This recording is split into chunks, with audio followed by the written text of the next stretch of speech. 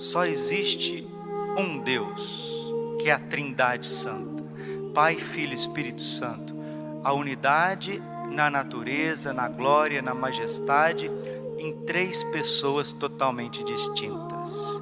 Deus que é uno e trino, onipotente, onisciente, onipresente, Ele vai tirar do nada o universo. O universo não sempre existiu, né?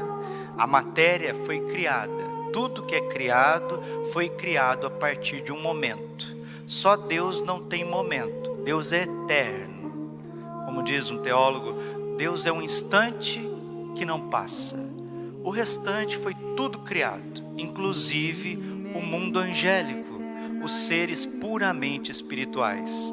Deus criou os anjos, seres puramente espirituais. Deus criou os minerais, os vegetais, os animais irracionais. Deus criou os seres humanos como a coroa da criação. Não existe extraterrestre, não existe OVNI, não existe ser inteligente, queira dar o nome que você quiser dar, fora da revelação divina que está no livro do Gênesis. Quem diz isso não é o Padre Braulio, é Santo Tomás de Aquino, no comecinho da Suma Teológica. Não existe ser inteligente, dotado de vontade, de memória, de consciência, de liberdade, fora o mundo angélico e os seres humanos, ponto final. Não, mas eu sei. Então você está acima da revelação divina. Não tem, não existe. Ah, mas eu sei. Você vai cair numa heresia chamada gnosticismo. O que é o gnosticismo? Eu estou acima da revelação divina, né? Ou então, se eu não estou acima da revelação divina, eu explico a revelação divina. Não é assim. A revelação divina é explicada pelo Espírito Santo no Santo Magistério e na Sagrada Tradição, em consonância com a Sagrada Escritura. Cada trechinho da Escritura é muito claro para nós, é muito claro, né? Nenhum santo doutor da igreja, né? Ninguém com bastante qualidade, ninguém com vida mística profunda, com revelações particulares confirmadas pela igreja, falou de seres inteligentes, fora os anjos e os seres humanos. Os anjos, eles são divididos em 9 coros: serafins, querubins, tronos, né? Dominações, virtudes, potestades, principados, potestades, arcanjos e anjos. São 9 coros dos anjos. E eles estão adorando a Santíssima Trindade num coro sem fim, como nós acabamos de ouvir em Isaías. Santo, Santo, Santo, Senhor Deus do Universo, o céu e a terra estão cheios da vossa glória. Hosana nas alturas. Bendito que vem em nome do Senhor, hosana nas alturas. E essa experiência de Isaías é uma experiência de quem está rezando. Isaías estava no templo, e o templo encheu-se da glória do Senhor. Ao clamor dessas vozes, começaram a tremer as portas do templo e seus gonzos, e o templo encheu-se de fumaça. Disse eu então: ai de mim, eu estou perdido, sou apenas um homem de lábios impuros. Mas eu vi com os meus olhos o Rei, o Senhor dos exércitos. Nisto, um dos serafins voou para mim, tendo na mão uma brasa que retirava do altar como uma tenaz, e tocou na minha boca, dizendo: assim que isso tocou nos teus lábios, desapareceu tua culpa e o teu pecado está perdoado. Essa brasa é vista pelos santos padres da igreja como a divina Eucaristia. Assim que a Eucaristia toca nos nossos lábios, nós que comungamos em estado de graça, nunca em pecado. Se você está arrependido dos seus pecados, faz a sua confissão com frequência. A hora que Jesus toca os teus lábios, teu coração, você é purificado. Assim que isso tocou os teus lábios, desapareceu tua culpa e o teu pecado foi perdoado. É uma experiência de um Deus poderoso e misericordioso. Qualquer um de nós, em sã consciência, né? Todo mundo que ainda conserva o mínimo, né, de normalidade, de consciência, de temor de Deus, ao se aproximar da divindade, sente um espanto, sente um certo respeito tão grande que dá até um frio na barriga. Isaías fez a experiência na oração, ele estava rezando, ele estava no templo. Jesus visitou Pedro enquanto ele estava trabalhando. Padre, mas Deus pode visitar a gente quando a gente está trabalhando? Pode. Foi o que aconteceu. Pedro estava no fracasso profissional dele, não conseguia pegar absolutamente nada, porque o mar verdadeiramente não estava para peixe naquela noite. E Pedro era um profissional de pesca exímio. Jesus trabalhava com carpintaria, ele não entendia de pescaria. E ele chegou na margem do lago, depois de uma noite inteira de trabalho, e disse a Pedro: joga as redes para águas mais profundas. Mas Pedro acabou de vir das águas mais profundas. Jogar as redes é algo ilógico, irracional, eu acabei de fazer isso. Mas, porque é o Senhor que está dizendo. Aqui que está, meus irmãos, ó. Tem coisas na tua vida, quando Deus te pede, quando Deus me pede, você acha que é irracional. Você acha que não tem sentido. Você acha que é um absurdo. Tem coisas que Deus te pede, você acha que é um absurdo. Você acha que não vai dar em nada. Pelo contrário, é o absurdo de Deus que vai encher a tua vida de significado. É o absurdo de Deus que vai encher as tuas barcas. É o absurdo de Deus que vai tirar você da tristeza, da esterilidade, da secura. Porque o absurdo de Deus é sabedoria infinitamente para a sua vida.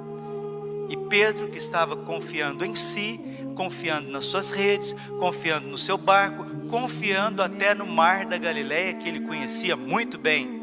Mas tanto ele mesmo estava cansado, tanto as redes, poderia ser um problema com as redes, tanto o barco poderia estar fazendo barulho, tanto os peixes, quanto o mar, quanto o clima, quanto o tempo, não era favorável. E é justamente no não favorável, no não normal, né?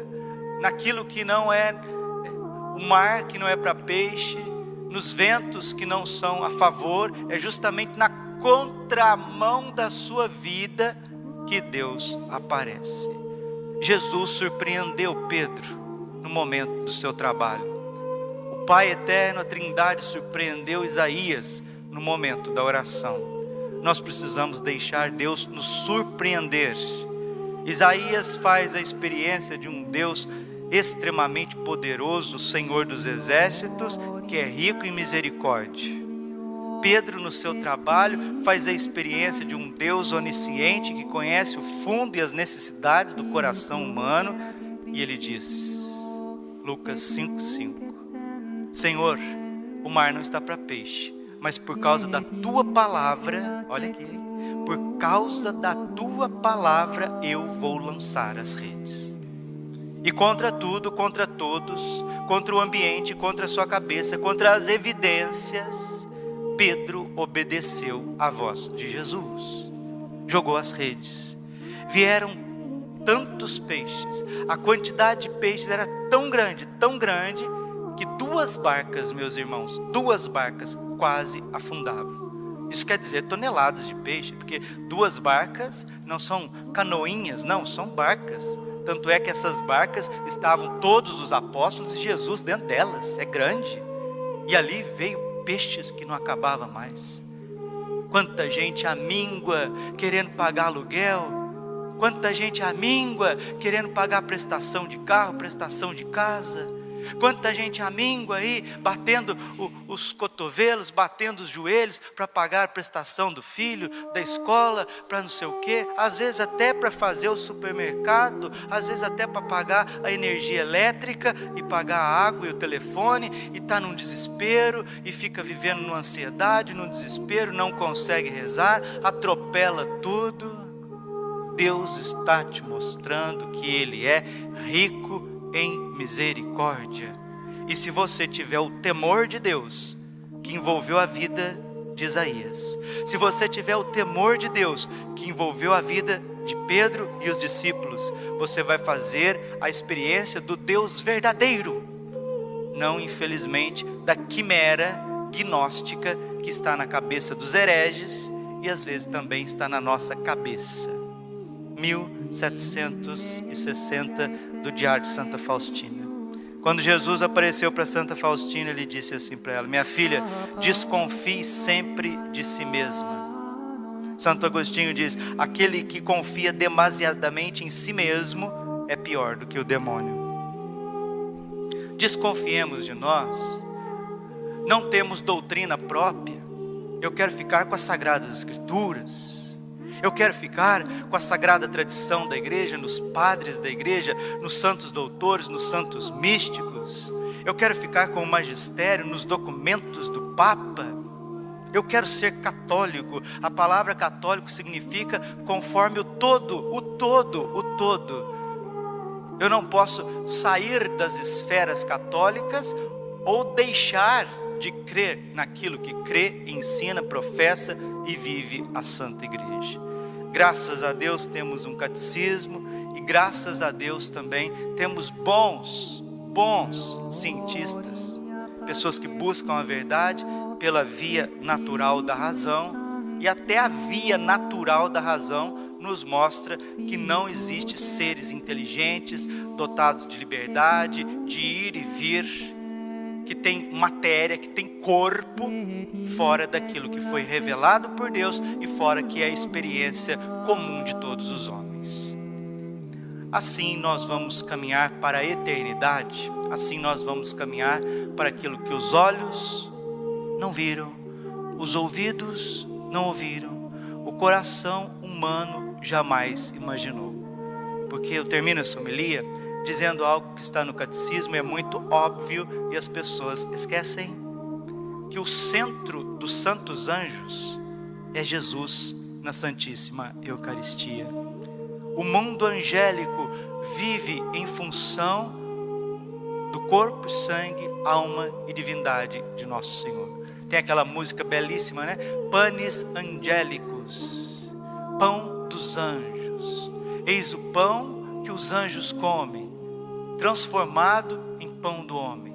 Mas padre, como que os anjos vão comer o pão vivo descido do céu, sendo que eles não têm corpo, eles não têm boca, eles não têm estômago, eles não têm matéria? Como que os santos anjos da guarda, os coros angélicos, como que eles comem a Eucaristia?